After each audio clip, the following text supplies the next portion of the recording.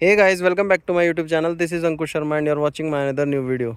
आज की वीडियो में अपने मनीष भाई हैं अपने साथ, और ये इस प्लेटिना 110 एच गियर के ओनर हैं। और चलिए इनसे बात करते हैं। पहले भाई अपना थोड़ा सा इंट्रोडक्शन दे दो। भाई मेरा नाम है मनीष शर्मा। 2 साल हो गए बाइक को चलाते हुए, प्लेटिना एच गियर ठीक बजाज की। और ठीक। यही है कि 2 साल की जो आज रिव्यू अंकुश भाई जैसे बोल रहे हो, सारी डिटेल आज मैं आपको बता देता हूँ कि बाइक लेने के क्या फ़ायदे और क्या नुकसान है एकदम। भाई बाइक में वैसे तो देखो ज़्यादा कोई दिक्कत नहीं है। बजाज का इंजन है एकदम, मतलब सुपर चलता है। ठीक है। 5 गियर दे रखे हैं, 5 गियर देने के बावजूद इसके अब अंदर माइलेज की कोई कमी नहीं है। एच हम्म गियर सिस्टम दे रखा है। अब मनीष भाई से हम पॉइंट टू पॉइंट बात करेंगे। ठीक। सबसे पहले मनीष भाई, अगर बात करें तो आप अराउंड इसको कितना चला चुके हैं? क्योंकि मीटर इसका ख़राब हो गया, वो 25,000 पे ख़राब हुआ था। ये अराउंड 40,000 के करीबन चल चुकी है अभी तक। 40-45,000 आराम से कवर कर चुके हैं ये। तो आप इसकी जो सर्विस है वो सर्विस कहाँ से कराते हैं, बाहर से या शोरूम से? पहली 2 सर्विस तो मैंने इसकी शोरूम से ही कराई थी, फिर उसके बाद मैंने इसको बाहर से ही सर्विस कराता हूँ, क्योंकि जो शोरूम पे सर्विस है आजकल सभी बाइकों की महंगी पड़ रही है। चाहे उसमें प्लेटिना ले ले, चाहे हम कोई भी बाइक ले और लो, लेबर चार्ज काफ़ी ज़्यादा रहता है लेबर उनका। चार्ज काफ़ी ज़्यादा लग रहा है तो उसमें। फिर अगर मैं मान लो शोरूम पे इसकी सर्विस कितने की होती थी?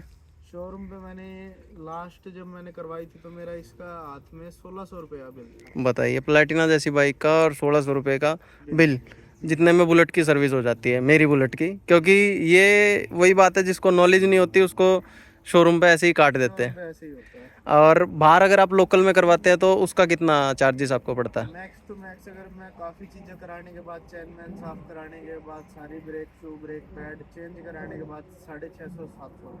ठीक है, तो मतलब नियरली नियरली हाफ ही हो जाता है। अब क्योंकि इंजन ऑयल भी मैं नॉर्मली डलवाता हूँ, मैं कोई हाई लेवल पे नहीं डलवाता। तो आप इसमें सिंथेटिक वगैरह कोई मिनरल ऑयल कुछ नहीं, आप सिर्फ नॉर्मल? नॉर्मल ऑयल, ठीक नॉर्मल है, ऑयल, क्योंकि नॉर्मल मेरी मिनरल ऑयल वर्किंग यूज़ कर। नॉर्मल है बाइक की, तो मैं नॉर्मल ही रखता हूँ। ठीक है भाई, तो ये हो गई सर्विस से रिलेटेड जो भी डिटेल्स थी। अब अगर बात करें तो भाई इसमें आपको माइलेज कितनी मिल जाती है? हालांकि आपने माइलेज कभी भाई नापी हो वगैरह। अगर हम लोकल में चलाते हैं तो 55 तो है ही, क्योंकि ये एच गियर दे रखी है 110 सीसी में। जी। और चलाने में थोड़ा कंफर्ट महसूस होगा, जैसे आपने भी खुद ही चला के देखना इसको एक बारी, हाँ। आपको पता लगेगा। बाकी लोकल में 55, और जैसे मतलब हाईवे वाईवे पे होते हैं थोड़ा मतलब लंबा रूट 20 से 25 किलोमीटर का होता है, तो उसमें आराम से 60 से 65 की दे देती है। और जैसा लोग क्लेम करते हैं कि मेरी 70 दे रही है, मेरी 80 दे रही है, ऐसा कुछ है या रियलिस्टिक नहीं है वो? नहीं, 70 तो मैंने को नहीं लगता कि ये 70 देती होगी। मतलब ऑन एन एवरेज अगर लेके चले ना, तो 55 से 60 के बीच में ही रहती होगी। 55 ही रहती है मेरे हिसाब से। ठीक है, तो क्यों हो सकता है आपकी जो ड्राइविंग कंडीशन हो वो थोड़ी रफ हो। आप नहीं, इसको मैं कितनी स्पीड तक लेके जाते हैं? हाईएस्ट जब मैं, जैसे मेरा डेली का ऑफिस अप डाउन है 25 किलोमीटर जाना 25 आना, तो मैं बाइक की मैक्सिमम स्पीड ही 60-65-70 तक लास्ट लेके जाता हूँ, और वो भी कभी कभार। तो अगर आपको वैसे भी अगर इससे बेस्ट माइलेज चाहिए तो आपको इसको 45 टू 50 से मैक्स नहीं ले जाना चाहिए। चलिए, वो आपका वो पॉइंट ऑफ व्यू है, फिर भी ठीक है। माइलेज मतलब माइलेज से आप सेटिस्फाइड है, कोई इशू? सेटिस्फाइड हूँ मैं, इतना बहुत है। क्योंकि अगर जिस हिसाब से स्मूथनेस मेरे को हम्म पांचवे गियर में पांचवें गियर में मिलती है ना, काफ़ी ज़्यादा हिसाब से स्मूथनेस ठीक है। है मेरे को, ओके। और ये बताइए मनीष भाई कि कोई ऐसा इसका मेजर पार्ट जो आपको परेशान करता हो, जो बहुत जल्दी ख़राब हो जाता हो और बार बार आपको चेंज कराना पड़ा हो? इसके अंदर मेरे को बस 2 चीजों से ज्यादा प्रॉब्लम आती है। एक तो इसका चैन सेट।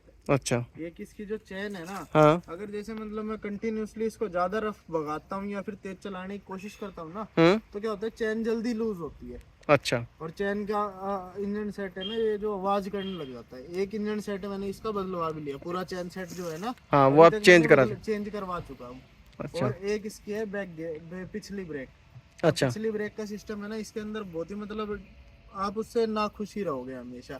अगर आपने आज सर्विस कराई, आज ब्रेक टाइट करवाए, तो 4 दिन बाद वो फिर खराब हो जाने। अच्छा, वो लगे लगे ना भी लगे, कुछ ऐसा ही है इसका। मतलब पिछले ब्रेक इसके इशू है, अंदर मतलब नहीं है, उसमें। इशू नहीं है। ठीक है।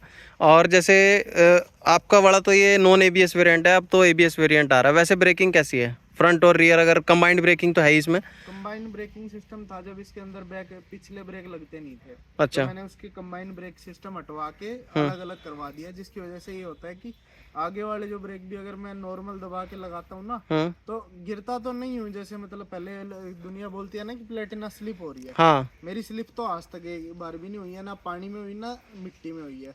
बस ये रुक जाती है टाइम से। क्योंकि स्लिप होने का ना इसका कारण ये है कि ना, ये आप ये देखिए इसकी जो हाइट है हाँ, वो नॉर्मल थोड़ी बाइक से काफ़ी ज़्यादा है, ज़्यादा है। तो उससे सेंटर ऑफ ग्रेविटी और सेंटर ऑफ मास इफेक्ट हो जाता है, जिस वजह से स्लिप हो जाती है। पर स्लिप होती है, पर मेरी नहीं हुई है आज तक कभी। पता नहीं लोग कैसे चलाते हैं, या फिर वो पिछले ही ब्रेक का कुछ ज़्यादा यूज़ करते हैं, कैसे करते हैं।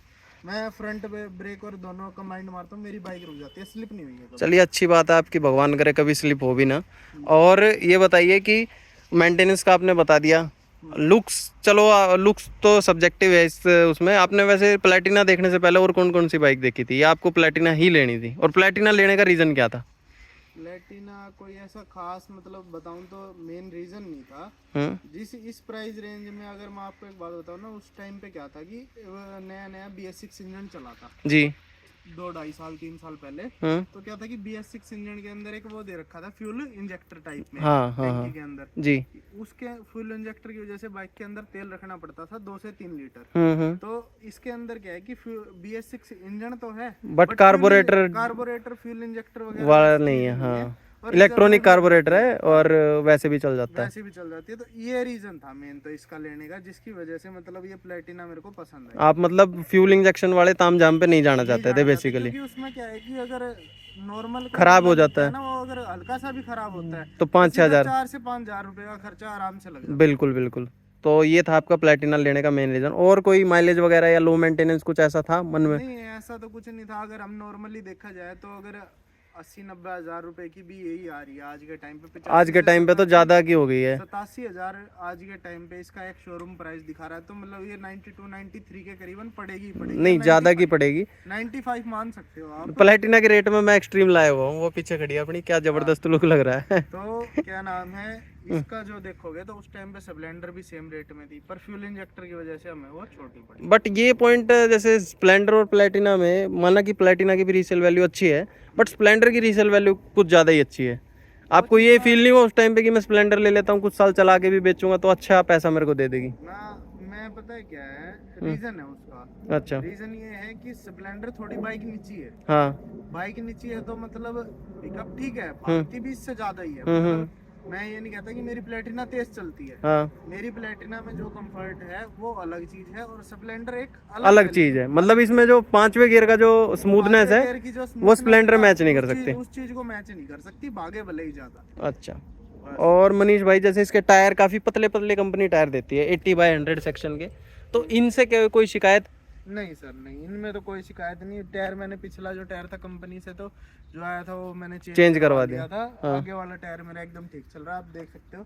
3 साल में कोई घिसा हो तो कितनी घिसावट आई आप चेक कर लो, कि आप ब्रेकिंग की वो चेक करना चाहो ना।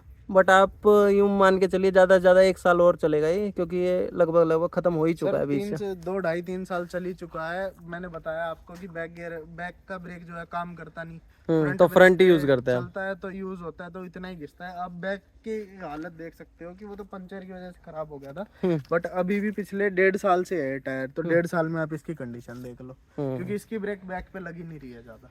और सस्पेंशन वगैरह कोई प्रॉब्लम ऐसी? सस्पेंशन वगैरह में कोई दिक्कत नहीं आती है। हाँ, एक चीज की और दिक्कत रहती है इसके अंदर में, मेनली जो इसकी क्लिच वायर है ना, हाँ, वो बहुत जल्दी जल्दी खराब होती है। अच्छा, टूट जाती है वो? टूटती नहीं है, वो जर ज्यादा पकड़ जाती है, जिसकी वजह से वो टाइट चलती है। अच्छा। इसका रीजन है बस ये है कि मान लो अगर एक क्लिच वायर एक बार ही डलवाई है ना, तो कम से कम 7 से 8 महीने बाद दोबारा चेंज करानी पड़ेगी आपको। अच्छा। हाँ। मैंने वैसे जो प्लेटिना के मॉडल देखे उसमें नाइट्रोक सस्पेंशन आता है, आपके वाली में नाइट्रोक सस्पेंशन नहीं दिख रहे मेरे को, क्या है आपने चेंज कराए सस्पेंशन? नहीं, मैंने ये बड़े हुए सोकर्स। जी हाँ जी सर, सोकर्स मैंने चेंज कराए। अच्छा। सोकर्स का क्या था कि मैंने ट्रिपलिंग में ज़्यादा चला ली थी बाइक, जिसकी वजह से सोकर थोड़े डैमेज हो गए थे, तो उसके बाद मैंने सोकर चेंज कराया तो ओरिजिनल डलवाने की जरूरत ही नहीं पड़ी।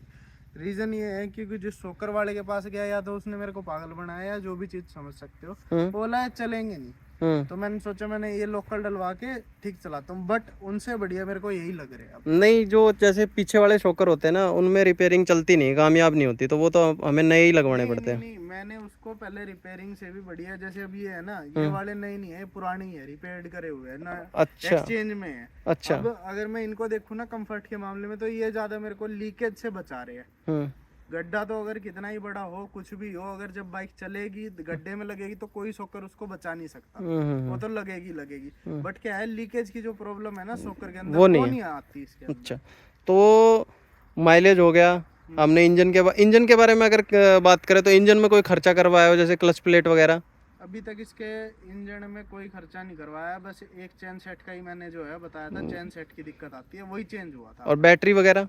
बैटरी वगैरह एकदम ठीक चल रही थी। वो क्या था कि मीटर में पानी चला गया था, जिसकी वजह से हमें लगा कि बैटरी में शायद थोड़ी दिक्कत आ गई है, इसका मीटर अब ऑन चलता नहीं है, तो हमें लगा बैटरी डाउन होगी। उस टाइम पे बस बैटरी चेंज करा ली थी धोखे में, बाद में पता लगा कि बैटरी की नहीं मीटर की दिक्कत है। अच्छा, तो बैटरी भी आपकी ठीक चल रही है? चलती है बैटरी। और आपने एक बस चैन सेट चेंज कराया है। ब्रेक पैड्स कितनी बार चेंज करा चुके 40,000 किलोमीटर में? ब्रेक पैड का एस्टिमेटली हर 3 सर्विस के बाद में चेंज कराई। अच्छा, 2 से 3 सर्विस के बाद। तो आप मान के चलिए 3 या 4 बार आप ब्रेक पैड चेंज करवा चुके हैं। हम यही अंदाजा लगा लो, क्योंकि जब 25 से 30 किलोमीटर चलती है तो मैं 2 से ढाई महीने के अंदर सर्विस करा ही लेता हूँ। तो अगर 3 माने तो 6 महीने के अंदर एक बारी brake shoe brake pad change. तो फिर भी चलो 3 बार मान लेते हैं। हाँ। तो ज़्यादा frequently front brake pad change कराना पड़ता है या रियर? जब कराता हूँ तो बहुत दोनों ही करा लेता हूँ, ये नहीं देखता कि मतलब कम ज्यादा कराने की जरूरत है कराने नहीं, की जरूरत है, क्योंकि ब्रेकिंग अच्छी होनी चाहिए बाइक अच्छी की। होनी चाहिए ब्रेकिंग। ठीक है, तो माइलेज की बात कर ली हमने, ब्रेकिंग की बात कर ली, सस्पेंशन की बात कर ली, इंजन की बात कर ली, और कोई इसमें लास्ट वीडियो ख़त्म करते हैं उससे पहले, लेकिन कोई नेगेटिव पॉइंट या कोई प्लेटिना लेने वाला सोच रहा हो तो उसके लिए आप क्या बोलना चाहेंगे? मैं ये बोलना चाहूंगा कि भाई अगर आप चैन और पिछली ब्रेक को देख सको तो बाइक ले लो। बाकी कोई दिक्कत नहीं है स्मूथनेस के मामले में, चलाने के मामले में, क्योंकि मैंने इसे 150 किलोमीटर भी चलाया है वन टाइम में, एक बारी में कंटिन्यूसली। तो मैंने 100 किलोमीटर तक इसको चलाया है। जैसे ही 5वां गियर लगता है बाइक बन जाता है एकदम पानी की तरह, सुन हो जाती है, सुन बिल्कुल हो जाती है। इंजन में से आवाज नहीं आती किसी प्रकार की भी। बाइक जब 55, 60, 65 तक जाती है कोई शोर नहीं होता, 70 तक भी कोई शोर नहीं होता अकेले बंदे में। डबलिंग में 55 से 60 तक, और 5वां गियर लगने पे। तो मतलब आप रेकमेंड करना चाहोगे कोई प्लेटिना लेने की सोच रहा है तो आज के टाइम में 2024 में? हाँ, अब ले सकते हो, क्योंकि अब ABS सिस्टम भी आ गया है मेरे ख्याल से। अब लास्ट टाइम जब मैं पूछ के आया था शोरूम में तो वो कह रहे थे बैक की ब्रेकिंग भी हमने थोड़ी मतलब इम्प्रूव कर दिया। अगर वो चीजें चेंज होंगी तो क्या है कि मैं शुरू से ही देखता आया हूँ बजाज की बाइकों में, जो पल्सर जैसी बाइक है उनके भी चेन सेट की आवाज की प्रॉब्लम आती है। वो इसलिए आती है पल्सर में क्योंकि चेन कवर नहीं होता, बट इसमें चेन कवर है, इसलिए चेन कवर है। फिर भी क्या है कि वो लूजिंग ज्यादा जल्दी होती है, क्योंकि इनके बाइक के इंजन के अंदर पहले से जो दूसरा गियर है ना, उसके अंदर तो पावर ज्यादा है, इसके अंदर भी पावर ज्यादा है, मैंने नाप के देखा है। पर जब तीसरा गियर लगता है ना, ये एकदम से थोड़ी सी डाउन आ जाती है तीसरे और चौथे गियर में। अच्छा, स्मूथनेस की वजह से। तो बाकी चैन तो ठीक ही चलती है। तो ये थी आज की वीडियो। उम्मीद करता हूँ वीडियो पसंद आई हो, तो वीडियो लाइक करें, चैनल सब्सक्राइब करें। चलिए मिलते हैं नेक्स्ट वीडियो में।